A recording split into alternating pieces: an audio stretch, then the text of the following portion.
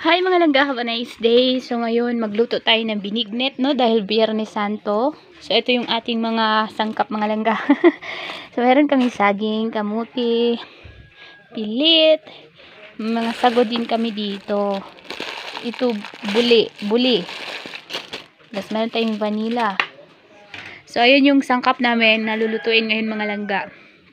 And wala kaming malaking kaldero kaya manghiram muna kami doon kila nanay.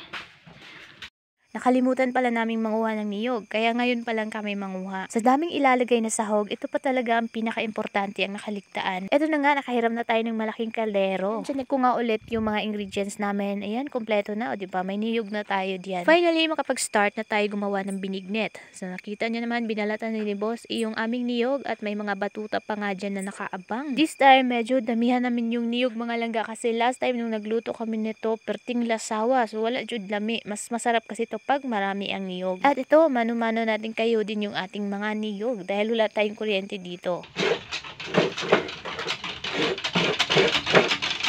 Dito kami nagluto sa likod ng bahay mga langga kasi hindi dito gaano mainit dahil may punong kahoy. Medyo madami-dami rin kasi yung lutuin natin kaya hindi talaga to kakayanin dun sa ating kusina kasi mabigat to eh. Dalawa lang kami ni Boss gumawa at buti na lang yung mga bata ay naglalaro lang. Syempre hindi makukompleto ang ating binignet kung wala itong sago. Nung kabataan namin, ito talaga yung paborito namin. Yung mga ganitong iba't ibang kulay, may maliit at may malaki naman. So lutuin muna natin yung sago kasi ito medyo matagal siyang maluto. Habang nakasala nga yun ay magbalat muna tayo dito ng kamuti. Madami tayong kamuti mga langga, iba't ibang kulay pa ito. Medyo matagal nga tayong natapos magbalat dahil mahigit 2 kilo ito. Kung pila na may istorya, so ito mag-slice na tayo. By the way mga langga, pagpasensyahan nyo na kasi super late na ako nakapag-upload ng video tapos kahapon wala pa tayong mini vlog. Ayun, medyo marami lang kasi akong dapat unahin na i-film para naman dun sa ibang platform. And minsan kasi hindi ko na talaga kayaning pagsabayin kaya ako minsan dito hindi ako makapag-upload ng mini vlog. May time talaga na hindi ako makapag-upload. Anyway, ito na nga, nilunod na natin yung ating ibang sangkap. So ito yung kamuti at bisol. And kapag medyo lumambot na ng konti, sunod naman natin yung tuno or yung gata. So grabe yung gata natin, overloaded talaga mga langga. Ayaw ko maglagay ng tubig para ngilngig or mas masarap talaga siya. And ito na nga yung sagu. So ito yung iba't ibang kulay ng sagu.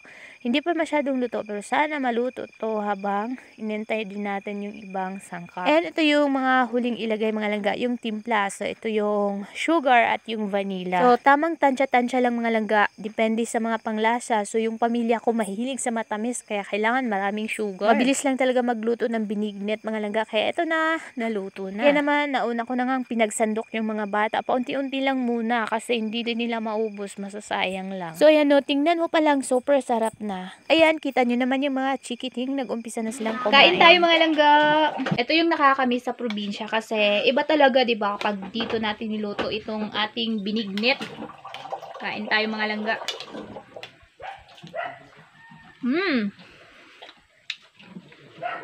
Tamis. Napakasarap. Tapos hanggang bukas pa itong mga langga. Iinitin lang namin to. Yummy, ma. Yummy.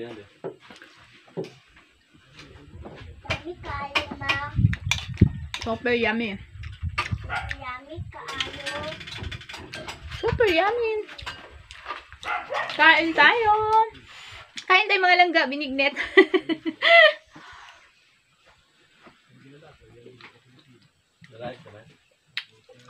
Wala ko ba live?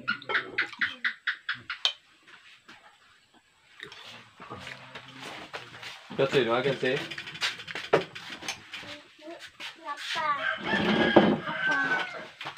Wala na.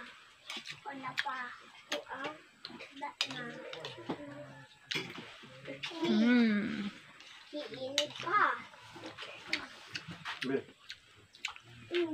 Kain tayo, binignet. So ang daming terms nito dito sa amin sa Bisaya mga langga. Kasi meron din silang tinatawag na landang, binignet, lugaw, or kung ano-ano pa man yan. Pero dito sa amin, binignet talaga siya.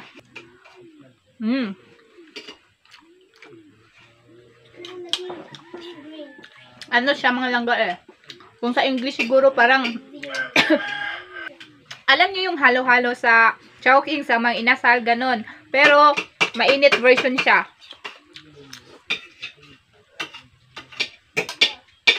Bye! Kain lang muna kami mga langga. Bye!